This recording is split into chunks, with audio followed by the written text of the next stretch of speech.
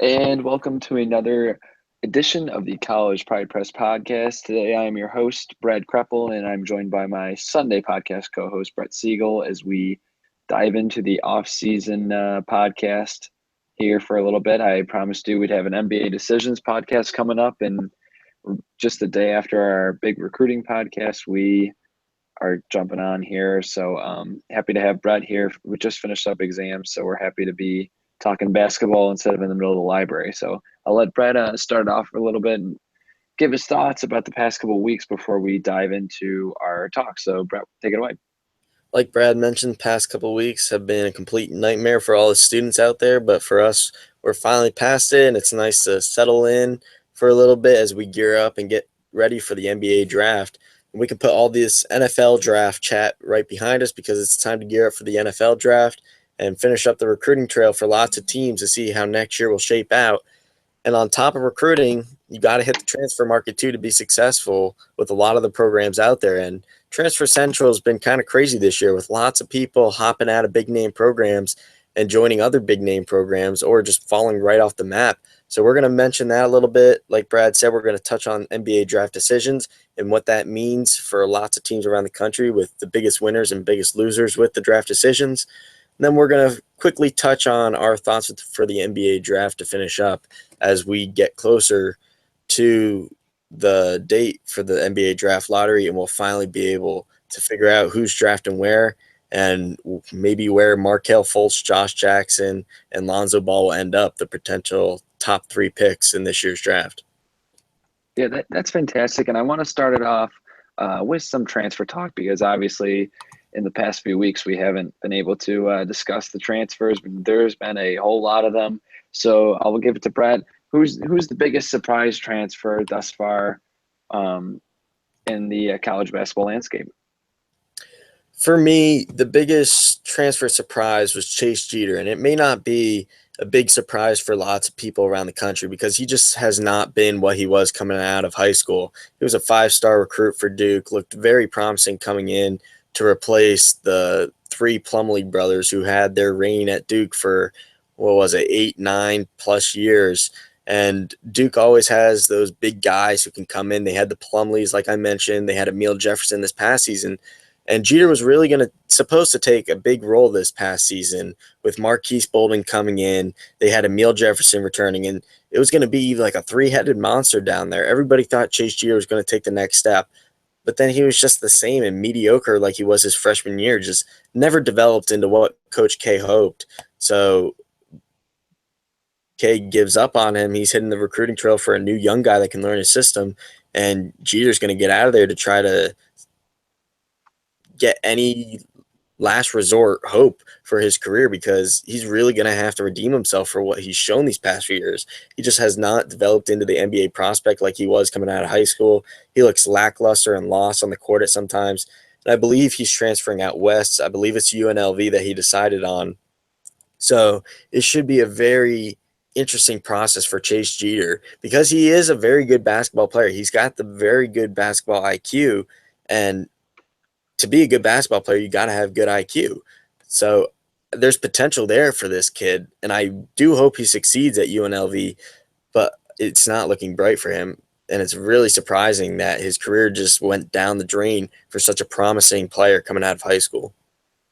Yeah, I mean, he had a tough time at Duke, and last year they only ran like a 5 or 6 man rotation, and that really says something that he was not in that rotation, and a Duke team that was really desperately looking for just warm bodies that could eat up some minutes. So that said a lot about it. And this year it was a lot more of the same. He was stuck behind, Marcus Bolden, Harry Giles, who really underperformed as well. So it kind of told you where he was at in practice wise. And I think it was just the best thing for him to transfer out. He'll sit out a year and work on his body and kind of get back to the fundamentals of the game. And I, you know, he's still 6'11", and he's still going to have some of that skill set that he showed in high school. So I think, there is potential there for the team that picks him up, but it'll be very interesting to watch. He's going to have to put some work in the gym and to kind of reclaim what he was back in high school and what so many scouts were salivating over when they saw him on the circuit. All right, so I mean, the one team I wanted to mention is Virginia. Virginia got pounded with transfers. They had three big transfers, and people thought Tony Bennett was definitely leaving because why else would three or four guys transfer out of the school unless the coach is leaving or there's a NCAA violation coming in. But there's been nothing of that. It's just three or four guys that just wanted to be at a different school. And Mariel Shayok was going to be the big senior leader next year, and instead now he's going to Iowa State. And Darius Thompson and Jared Reuter are two other players that were going to be in that rotation that have decided not to return to Virginia. So that team has been decimated, and they're going to go back to the drawing board with Tony Bennett after having a very disappointing season after so many great seasons. Brett, what are your thoughts on Virginia and those guys transferring? Yeah, I'm glad that you mentioned Shayok going to Iowa State, and to just build off of that, the Big 12 is traditionally known to get these big transfers like that because Shayok is going to be maybe one of the top players in the country next year. I mean, he had an Well, absolute he's got to sit out here though. That's the thing. It's a sit one to play one.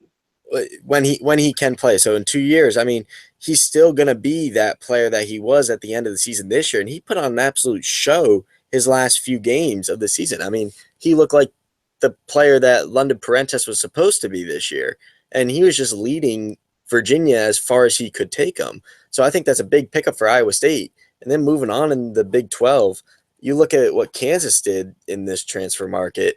They got a bunch of guys, whether they have to sit out a year or not. I mean, it's a group that can come in for Bill Self, who hasn't really had a great recruiting season the past few years, and he can really build around these guys. And the two guys in particular for Kansas were Dedrick and KJ Lawson, the two brothers from Memphis who are leaving the American Conference and heading to the Big 12 for the big stage. And Dedrick Lawson was a player that was flirting with my top 100 board here and there throughout the season. And he's easily got the potential to be a top player in the country. And at Kansas on the big stage, there's going to be lots of expectations on him. With them getting a bunch of these transfers, he can settle in, learn the system.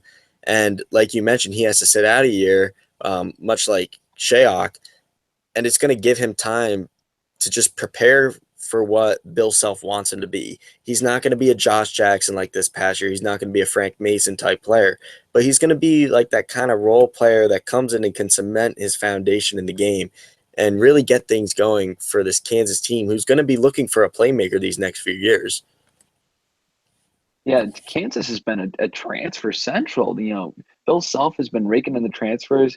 Jack Whitman from his school is escaping me. It's out west, but he's coming in and he's a grad transfer that can add, some of an extra big man to back up that Billy Preston. And with Landon Lucas no longer there, that's a great pickup for Kansas. I am on the Kansas train, and we're gonna have plenty of time to talk about Kansas, but Whitman's there and the Lawson brothers are transferring there. They have to sit out a year, but Malik Newman is just coming off his red shirt sit out year. So he's going to be there and he'll be the forefront of that team. It's going to be a lot of fun to watch the Jayhawks next year. What are any other transfers that kind of surprised you or that you think could have a big impact next year or when they find a home? I mean, there was news within the past few days with Carlton Bragg actually leaving Kansas. He didn't really have a role there, and he's going to Arizona State. I believe he can play immediately for them. Correct me if I'm wrong with that, but I think he's going to be good for Arizona State. They need a big guy, and I don't know. I mean, it's just when you see some of these guys transfer, it's like they gain second life, and it really helps them move on from wherever they started their career. And we see it all the time with these players just making a name for themselves, flying up draft boards because of the production that they're showing with a different type of system. So I think it's really good for a player for like Carlton Bragg, who was a five-star recruit coming into Kansas. Things didn't work out there, so go to a lesser big name school in Arizona State, and he's going to still a Power Five conference. He's going to play the big names of the UCLA's, the Oregons, the Arizonas, and he's going to have competition against some of these big guys. So it's good for him to still show what he can do against some of the top talent in the country. I think it's a very good move for him. Yeah, and I think it's good that these guys can get kind of a fresh start, but I think it places more emphasis. I think guys just pick their schools willy-nilly. I think you really have to be sure to sit down before you enter college and pick that right situation. that right program for you, because it may be great if you have a big time offer, but you have to be sure that you're going to get proper playing time, and it's a good system for your development, and to best suit your skills for scouts if you're really trying to get to the NBA. One final name I wanted to mention is Tevin Mack out of Texas. He was a guy that last year people were saying, oh, he was a fast rising freshman and was really playing well at the end of the year, and it was like, wait to have this kid in for a whole summer before he moves on. But now after his sophomore year, very disappointing. He is transferring out of Texas, so he's going to be a four-star prospect that's going to make a team really happy. 6'7" shooting guard. He's going to be a big time player for somebody in the next couple of years. Any other names you want to mention before we move on to our NBA draft talk? It's just the Big 12 seems to be the transfer central market. Whether you're heading out of the Big 12 or joining the Big 12, all transfers are just going through the Big 12 this year. Yeah, the Big 12 has been making a lot of moves, both in and out, which will be interesting. So we will see how that kind of affects that league next year. All right, so we have, if you go to collegehighpress.com, right on our homepage is our NBA draft decision post, and that needs to be bookmarked on every college basketball and NBA basketball fan, because it is updated almost every couple hours as we get those decisions in, and it has every underclassman listed on there that is declared for the draft. And if their name is in bold, it means that they have made a final decision whether to stay in the draft or go. If their name is not in bold, it means they're still playing through the process and going to see what the NBA scouts say as we get closer to the combine. So be sure to look at that. It does have Brett's draft rankings on there from his last top 100. So that's very helpful to kind of see where guys are at in terms of, Brett's eyes, who's been very knowledgeable when it comes to the NBA draft. So, be sure to check that out. And I wanted to just hop in with Brett and kind of see what were your thoughts as we got the final list of guys that are guys that have declared, and guys that are making a decision about what they're going to be playing basketball for next year. Yeah, I think the one word to sum it up is surprised. I'm a little surprised at some of these guys that have decided to sign with an agent and forego future years to show what they can do. Some of the players, for example, Antonio Blakeney from LSU, Isaiah Briscoe for me, although I have him ranked in the top 100, I still thought that he was going to return to Kentucky with all these young guys. I mean, they need every year they have that one either sophomore, junior, senior guy that teaches these young guys still the system. I mean, regardless of the one and done in your philosophy with it, Coach Cal still has a system there. It's not just bring in McDonald's All Americans and let them play. That is 50% of it, no doubt, but the other 50% is his system. And these older guys that he keeps around really help them build this system. And for Briscoe to leave, that doesn't really leave anybody. That leaves Wenyen Gabriel and maybe a few others from last year that decided that they're going to return, who played 4 minutes average a game. So it doesn't really leave them with much other than inexperience. So those are a few players I was surprised that declared. But other than that, it's a really heavy guard draft in the front, about 10 to 15. Other than that, it's big men galore in the backside of the draft. Some of the big names, you got Bam Adebayo, the two Collinses with John Collins and Zach Collins. Zach Collins, another one I was kind of surprised declared out of Gonzaga as he saw his draft stock fly up after the March Madness tournament. You got Harry Giles still there, Jonathan Isaac. So some of these big names and big players as well down low going into the NBA. I think some of the guys made the right decision. Others, it's still going to be proven because we're seeing their draft stock fluctuate from maybe 10 to maybe late first round out of the first round. So it should be interesting as we get closer to the draft to see if these guys made the right move or made a major mistake in their career. Yeah, and I mean, everyone's situation's different, so it's tough to kind of judge and say, hey, that was a huge mistake. But it'll be very interesting to see a few names that I wanted to get your thoughts on. Mostly big men here, ironically, after I made this list, is DJ Wilson and Mo Wagner out of Michigan. What are your thoughts on those guys that showed some potential in the NCAA tournament and really have been kind of fast rising prospects? Do you think they're going to go back to Michigan or stay in the draft? Yeah, those were two guys that I was kind of watching throughout the tournament, and I got to watch a whole lot of when they played my Louisville Cardinals, and kind of heartbroken a little bit after that game. But I mean, I like what I saw from them from an NBA perspective. I mean, Wagner and Wilson played very well in the tournament, and you could say we're an essential part of them making that run in the tournament. I mean, you got to have those big guys there. And if Wagner wasn't playing well, DJ Wilson was. And each guy picked each other up. From an NBA standpoint, I do think that both of them should return. They're a little bit too raw for this draft class.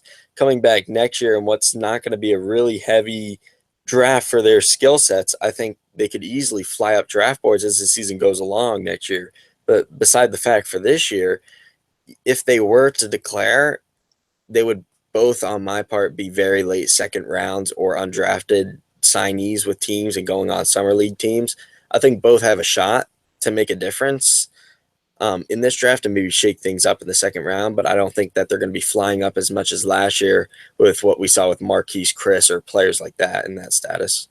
Yeah, I think Wilson's kind of the name to watch here. I think Wagner is younger, and I think he's got a little bit more potential, but he's got to kind of tap into that a little bit. DJ Wilson really showed a lot in the NCAA tournament. He was blocking shots and shooting threes, and Mhm. that's something that NBA teams absolutely love. He was 94th on your last top 100, but I personally think he should be higher as a junior.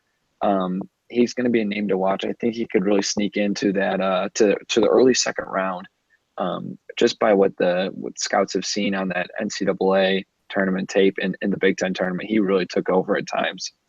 All right, another name I wanted to get your thought on was Omer Yurtseven out of NC State. New coach there, Kevin Keats is coaching NC State, and um, Dennis Smith Jr. is no longer there. So what are your thoughts on Yurtseven, who's a very rare big man? He's very raw, needs a lot of development. He was Yeah, 84th on your last top 100. yeah. Coming into the year with your seven, I had him ranked in what would be the lottery for the NBA draft, and I was very high on this kid coming overseas. He decided instead of going right to the NBA draft, he was going to play college ball. That way, scouts could see a little bit more of him before the draft. And this freshman season was not any way that he wanted it to go. It was just Dennis Smith Jr. at NC State, and your seven sat out a few games early in the year. But other than that, I mean, he just didn't come to what he was supposed to be. I do think that he will ultimately go back to NC State and he will not stay in the draft. He'll probably go for some workouts with teams because I do know that lots of teams are looking at him um, just because he has that skill set and the big guy that they're looking for, especially being that international prospect. In today's NBA, lots of teams do take a look at those guys. So I'm sure he'll get a lot of invitations to work out with some teams and some groups. Um, I just don't see him staying in the draft. He's very unpolished. Um, for a big guy that can work the post, if he does go back to school, it just gives him more time and one of the best basketball conferences to just show what he can do. Going back to NC State with a new coach, I don't really think it would make a difference for his gameplay just because he's very raw in the sense you can pretty much play him anywhere on each post. I don't think it makes a difference for his style of play, but I do think it's in your seven's best interest to go back to school. If he is to stay in the draft, he could shock people. He could go early second round. I mean, it's really up in the air. He could maybe go late first round. It all depends on who's there on the board. If he does declare, and I like lots of NBA teams do like his type of skill set. Yeah, I mean, the one thing is, I don't believe that Yurtseven was invited to the combine. If I remember correctly, I'm going to look that up. But, you know, Yurtseven's a guy that's very rare, and you could see him going into the draft. You could see him transferring. You can see him coming back. He's going to be a guy to watch because he can shake up the ACC, just by himself. And if he can really come into his own next year, he has the ability to take over games down low on both ends of the floor. All Mhm. right, another player I wanted to run by you and get your thoughts was Thomas Welsh out of UCLA. UCLA is losing like 95% of their scoring, but Welsh is one guy that has still not decided whether he's going to be coming back or not. What are your thoughts on Welsh as a prospect next year? I think it's very similar to DJ Wilson. Um, he played very well this year. Granted, they had two good guards in Bryce Alford and Lonzo Ball. Alford got to play the position he always wanted, and Ball was able to fall or find Welsh for these baskets on the wing. If you watch a lot of their games, he would just sit on the baseline. Lonzo would find him, and he would get that 20-foot, 18-foot jumper, and it worked for him. So I think he's not ready for the draft yet, along with the past two guys that we've been talking about. A little unpolished. We don't really know what his skill set is. Uh, I mean, sometimes he goes hard and goes up for the rebound. Other times he just kind of took the back seat to TJ Leaf and let TJ Leaf kind of take over down low. And I think coming back, I mean, playing with these guys like Lonzo Ball and TJ Leaf, he now has that experience with playing with that skill level and getting these big recruits that they have coming in next year. I think if he goes back, he can really take a leadership role in the sense, and he would be that guy down low and really show his skill set of what he can do. I do think that if he declares he'd be a mid-second round or fall out, he's got that talent. I just don't I don't see it compared with some of these other big guys. I mean, it would just be beneficial for all three of these guys just to go back to school, no doubt. Yeah, I think Welsh should go back to school. They're still going to have a lot of talent. Chris Wilkes is coming in there. Jalen Hands is going to be some very talented freshmen. I did look up Omer Yurtseven was invited to the combine, so I think that does kind of put him in the range where you can totally see him leaving for the draft and kind of testing those waters and maybe spending a few years in the D League. Thomas Welsh, he's going to be someone that's going to add value to an NBA team in the future. I'm just not sure if he is going to be able um, to kind of add value in the draft and kind of go where he wants to go. So I think he's a guy that you're going to have to watch as you go along, and his combine is going to be very important to see how he matches up against other very talented big men. All right, next guy running down the list is Raleigh Alkins out of Arizona. Alonzo Trier has decided to come back, and DeAndre Ayton is going to Arizona as the number one freshman in the class. So Alkins has a chance to be a part of something special in Arizona, or he can go in the NBA draft. So, what are your thoughts on Alkins? I think he returns 100%. And I think that Coach Miller's already had this conversation with him to go out because we do know that Alkins wants to see, obviously, what his skill set is at the next level and what scouts think of him. And I think it's a good decision with this one and done rule. Why not declare and see what you need to work on going back to school? But I do think that they've had this conversation. I 100% believe he's going back to school. With the recruits that they brought in, he would immediately fit in right away. He'd probably start like he did this year. And with this Arizona team that they have next year, they got a lot of high hopes, and they're probably going to be the preseason number one. I mean, they're up there with, I believe it's Kentucky and Louisville also fighting for that spot in the rankings based on the preseason chatter. But Arizona is going to be something special next year, and Alkins will definitely be a big part of that if he returns. If he does decide to stay in the draft, I think it would be unfortunate on Arizona's part because they'd be losing an excellent, experienced guard in Miller's system. But I think it's another one of those D League, Summer League type players that maybe he excels in the Summer League and gets a gig as maybe the 13th, 14th man on the team. But other than that, I don't think he's going to be one of those players that just flies up after workouts or something. He'll be like a late second round or undrafted signed with the Summer League team. Yeah, I think the unfortunate thing for Alkins is that he is at Arizona, which is a really good team, but I think he needs a lot more touches to kind of show his stuff. He's not a fantastic shooter. He's more of a mid-range guy, and he's going to bully his way to the rim. So I think he needs to get more touches, and Alonzo Trier coming back really doesn't help him for that. So I can see him totally going in the NBA draft. He was a top-ranked recruit. He definitely views himself as a top guy, and I've listened to many interviews of him throughout the years, and he views himself very highly. But it'll be interesting to see if he comes back. He's just another piece of the puzzle for Arizona and bolstering that roster for next year. If he goes, I think Sean Miller is happy and content to have a Trier back and have 8 next year, and he's going to start building with those guys. Next game, we're going to go in the Big Ten a little bit. Caleb Swanigan, and I thought it was almost guaranteed that Swanigan was going to be leaving after this year. He tested last year, and decide to come back. And he had a monster campaign for Purdue last year. Uh, but he has not hired an agent yet. So what are your thoughts on Swanigan? Yeah, I'm kind of surprised too. I think it's right now 50-50. I think it all depends on the combine he has and the workouts. I mean, Caleb Swanigan coming into this year, nobody expected him to be the machine that he was this year and be one of the absolute fantastic players in the country and be named to all the first team honors and all the awards that he won this year. And I believe he won Big Ten Player of the Year too, on top of that. And Caleb Swanigan, initially coming into the year, I had him ranked about, I think it was between the 60s and 70s on my top 100. And now I have him as the last pick in the first round, ranked at 30. So, I mean, Swanigan's just worked his way up. NBA scouts love his work ethic. And this kid goes hard. I mean, he's always going to be there on every single play. He's always going to be sprinting down the court. He's going to go up for every rebound hard. And that's what NBA teams like. They like their rebounders.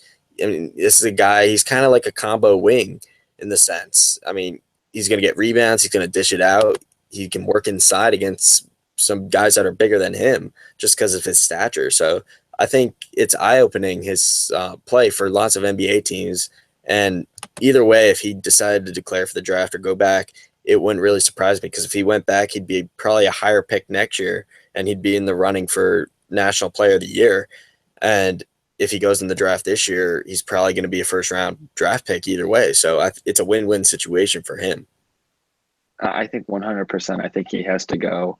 There's really nothing more he can prove in college, I think, in terms of improving his draft stock. So I think he should just go in the NBA, and I think that there's going to be a nice role for him somewhere in the late first round. I think he's going to find a nice home and be able to contribute right away. Like, All right, next one, a player that's very close to your heart, Donovan Mitchell. He is one of those 50-50 coin flip kind of guys. Do you think that Mitchell's going to stay in the draft or come back to Louisville for his next year? yeah, he's one of those players that I was describing earlier with the draft stock fluctuating so much. Some mock drafts I've seen him as high as 12, 13 in the lottery. Others I've seen him as low as 36, 37, 38. So, I mean, they're pretty much saying if he doesn't go lottery, he could go anywhere in the draft if he does stay. So, I think it's all a decision for him whether he trusts that of him being completely sold that he is a lottery or around a 20th pick in the draft, or return to school, be the superstar on that team and lead them, and then possibly be even higher, be a solidified top 10 or top 15 pick next year. So, based on the chit chat I've been hearing, I do believe that Donovan Mitchell's going to return for his junior season. And I mean, it's an absolute galore for Louisville if he does return. And it just adds the fuel to that this team could be the greatest ever and all that chit chat ever. But for his decision, I mean, I think it is in his best interest to go back to school. And I'm not just throwing that out there because I'm a fan of them. But if I was in his shoes, if I'm hearing that I could make anywhere from 5 million to less than $1 million, I mean, those aren't really good odds when you could return next year and be guaranteed over $2-3 million just based on a money standpoint. I mean, there are other factors that go into it, but just from my view of it, that's what we're looking at here. And to be a top pick like that, I think he does have to return next year just because it's such a guard heavy draft. Like I was saying earlier, the front half of the draft is so guard heavy, the backside is all big men heavy. So then where does that leave Mitchell if he's not selected in that top 10, top 15 of the guards? He could easily slip to the second round and then lose out on so much. Yeah, and I want everyone to keep in mind that this draft is very strong. There's a lot of great players. The freshman class has been phenomenal this year, as I'm sure everyone watched. But next year's draft is going to be a little bit weaker, and I think that could play into Mitchell's decision as he does seem like a coin flip guy. Um, he does have guaranteed money on the table for him, or he can come back and try to bolster his draft stock and get a bigger fund coming out when he comes into the NBA in the next few years. So he's definitely a guy that everyone should watch because he can make Louisville a title favorite and the number one team next year, but he can also leave and kind of leave them without a lead guard to take over at times for them. All right, next player, we're going to move from Louisville up north to Indiana. James Blackman Jr., the junior out of Indiana. He's one of the best shooters in the draft class if he comes, but he doesn't add much value other than that. What are your thoughts on James Blackman and his decision? Yeah, I'll kind of let you talk about him with you being the Indiana basketball fan and you knowing a little bit more inside than me with all that. But from my standpoint, it seemed like one of those new coach, don't want to really stick around for a new system, head to the draft. But I mean, he's another one. He's another guard. It all depends on his workouts and how he does. I do not believe he got invited to the combine, so he's solely going to Yeah. Oh, rely yeah. on. He wasn't invited to the combine. He's trying to do what Troy Williams did last year, which is go undrafted and then kind of fight your way through the D League to get some NBA minutes. But you know, Yeah, he doesn't add much value other than his jump shot, which is great. But if he can't play defense, he can't handle the ball, can't drive to the rim. It really you're kind of a liability out there unless you're like on the Houston Rockets or something like that where they score like 130 points by shooting threes. yeah, exactly. And he was on my list throughout the season, and then he had that injury, and he just slowly slipped down with more people rising. So, I mean, it's unfortunate that that happened because he was playing pretty well for the most part. Not as well as past season, but it was still good enough to be around the 50, 60 mark in my list. And for him slipping like that, like you said, it's just going to be another Troy Williams situation where he's just going to have to keep proving himself and work on that shot a little bit more. Yeah, I think as much as it might stink getting used to a new coach and everything, him coming back would be a big boost. And I don't think you can really lose anything by coming back. I mean, you lose a year, but you can the D League will still be there. Those European leagues will still be an avenue that he can take after a year. And if he comes back and improves himself, he can get drafted, I think. And even though he'll be a senior, there's many seniors that have shown some stuff their senior year and really improved to improve their draft stock. So he's a guy where I think it's really a no lose situation to come back, whether he sees that or views himself as a early entry guy. That that's to be seen, but there's still a lot to be determined in these next 22 days for James Blackman Jr. Another polarizing player. We're kind of staying in the Midwest here. Hamadou Diallo. I know, Nick, our writer Nick Schwartz is going nuts over Diallo as he was a big UConn recruit until he flipped and went to Kentucky. He did not play at Kentucky this semester, but he was there for practices, and he has declared without an agent. So he's going to the NBA draft in the is the combine, and he hasn't played a single game in college. So there's a lot unknown about Diallo, other than some of those ridiculous YouTube mixtapes you see. Brett, what are your thoughts on Diallo? Yeah, it's exactly the same situation from a scout perspective last year with Thon Maker, with all those question marks coming in and not knowing really what this guy is. And then once you find out, everybody's on the phone trying to trade up for this kid. I think it's going to be a similar situation to that. I mean, we can see what Diallo does with all his mixtapes online, and apparently he fits the system well in Kentucky and what they were working on practice wise with him. And Coach Cal really loves him and figured that he was going to be an integral part next year because he would already have that half year of experience. Granted, he would have been a freshman eligibility wise, but he would have been an experienced freshman and really would have helped this team go a long way. I'm really not sure whether or not he's going to stay in the draft or not. It's another 50-50 for me. I'm really not sure. Um, Either way, it makes sense. If he goes back to school, yeah, we get to finally see him play in college and see what he can do, if he's going to be a bust or not. And then if he declares, like I said before, I think it's a Thon Maker type situation where there's so much unknown, but one scout sees that hidden gem or something that they like, a little sparkle, and he could easily go first round in a snap. I mean, it's it's really just completely question mark right now until we can see him play at the combine. Yeah, the combine is going to be crucial for him as well as those workouts. I think he's going to stay in the draft. If you ask me right now, he's going to stay, and he's going to fly up those draft boards as he flies through the air, Mhm. showing his athleticism. He's going to be one of the most athletic players in this draft, and I think he could be a real gem, or he can just shoot up draft boards so far that he's properly valued.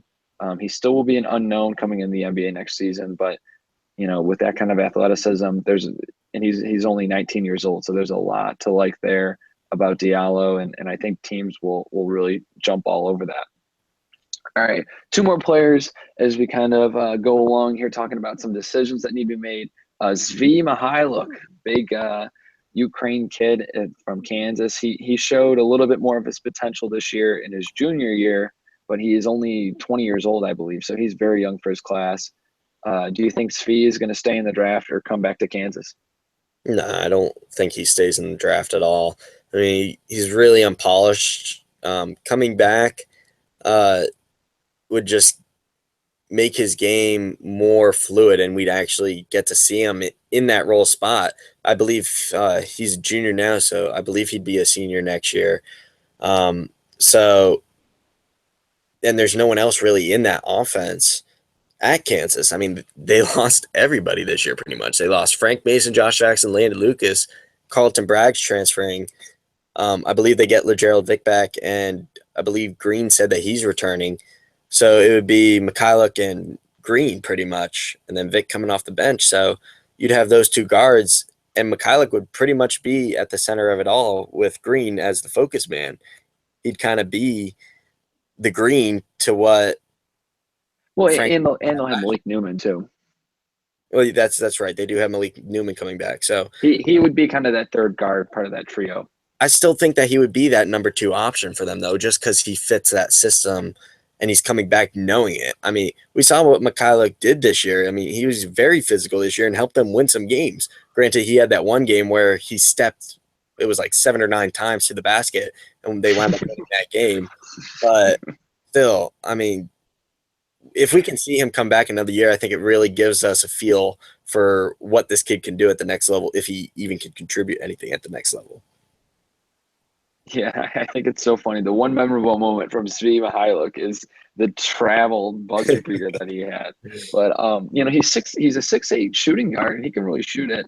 I think there's definitely value there for NBA teams. Whether they're gonna value him high enough to make him leave school, that's yet to be seen with the combine. But if he comes back to Kansas, I think he's gonna be that second, third option, and he's gonna, play a bigger role now that Frank Mason's gone and Landon Lucas is gone. But at 6'8", really handle the ball. There's a lot to like there for Svi Mihailuk, and you know, you may make fun of his name and overvalue him because he's been there for 3 years now, but there's still a lot to like, and he came into college as a 17-year-old, so there's a lot of growing still to be done. He's still a very young guy. And finally, last guy, I got to end it with a Duke guy, so Brett can go home happy tonight. It's Frank Jackson, the combo guard. What are your thoughts on Jackson, and kind of how does that affect how his decision affects the Duke roster for next year? Well, Frank Jackson's decision deadline is quickly approaching, and so is Trevon Duval's recruitment timelines. And I think it's kind of like one of those cartoons where the one guy's peeking around the tree and the other guy's peeking around the other side, and they're both trying to figure out what each other are going to do. Frank Jackson is the point guard on Duke if he returns, and then Trevon Duval, if he commits to Duke, he's the point guard. So if they both go to Duke, it's you don't really know what's going to happen. One's going to be mad and regretting their decision. The other's going to be happy. So, I mean, I think he's kind of waiting to see what happens with the recruiting. Duval's kind of waiting to see what Jackson does, both completely influencing each other's decisions, no doubt. But ultimately, I do think Frank Jackson returns. I mean, we saw what he could do at the end of the season. This kid's going to be an absolute stud, in my opinion. I'm very high on him for future years if he does return to Duke. Maybe in the running for National Player of the Year in future years for his skill set and what I've seen. Wow.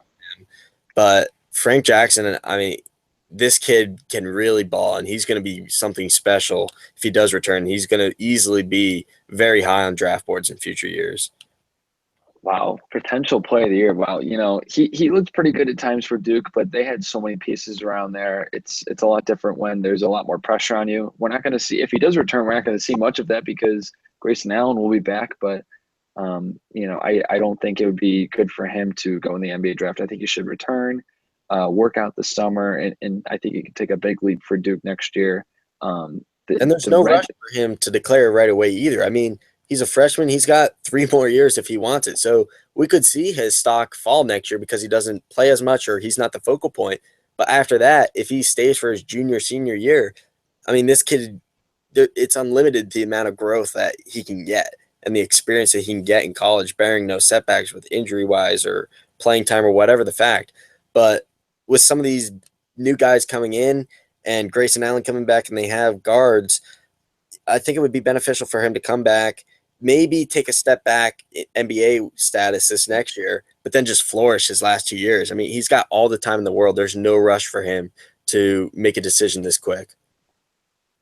Yeah, absolutely. There's no rush for him to make a decision. He's got a bunch of college eligibility left, so um, it'll be very interesting to see that there's a wrench thrown into there as we kind of segue from NBA draft to other news was that they just had a three-star point guard out of Atlanta commit to Duke, which was a big surprise. He was going to choose Eastern Kentucky, I believe, and then he flipped over when Coach K called him. So they've got a three-star point guard coming in.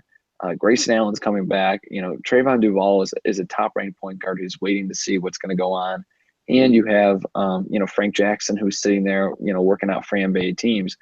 What do you think is going to be the point guard situation for the Duke Blue Devils next year? Well, I just feel bad for Eastern Kentucky. I mean, you just got your starting point guard taken away from you by Duke, and that really doesn't happen much. So I don't think that kid. I mean, it shocked me. I didn't even know that Duke was going after him at all when I saw that news. So I was just like, okay, with that. But I mean, the starting point guard, I think it's either going to be Frank Jackson or it's going to be Trevon Duval if he commits to Duke. It's going to be one of the two. Grayson Allen is not going to be the point guard, so we all think. I would hope that he's not going to be the point guard if they have both of them on the team. But the three-star point guard, he's whatever Coach K sees, we're all not seeing, but he's Coach K. So, I mean, if he sees something, I trust him with that. I mean, so hopefully this kid is like a hidden gem for them. Good for them if he is. But it's either going to be Frank Jackson or Trevon Duval at that starting one spot.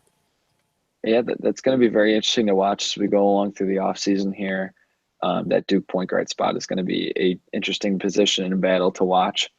All right, I wanted to wrap it up with a little winners losers, and I know we still have some decisions to be made, as we just discussed, but a lot of decisions have been made already. So give me your winners and losers thus far in terms of the off season with transfers and early admissions to the draft.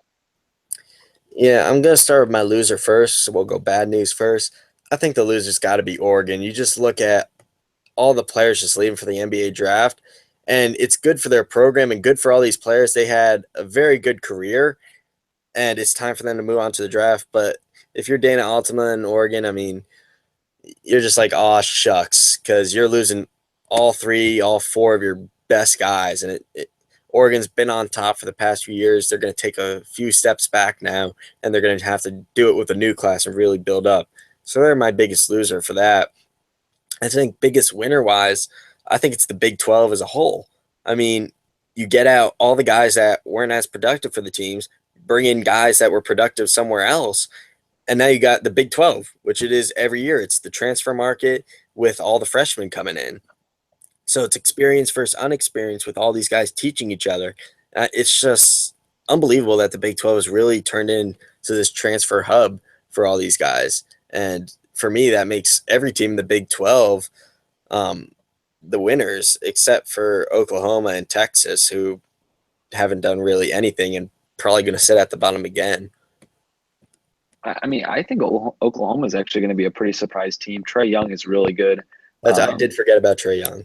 Yeah, Trey Young's going to be fantastic for them. I think the other Oklahoma team, Oklahoma State, I think they're going to be the ones taking a big step back. Jawan Evans is declaring for the draft, and Phil Forte is gone.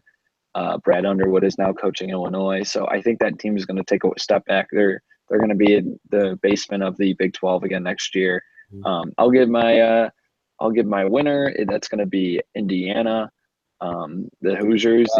My home team, obviously, but they pick up Archie Miller, great hire there, lots of potential coming out of Dayton.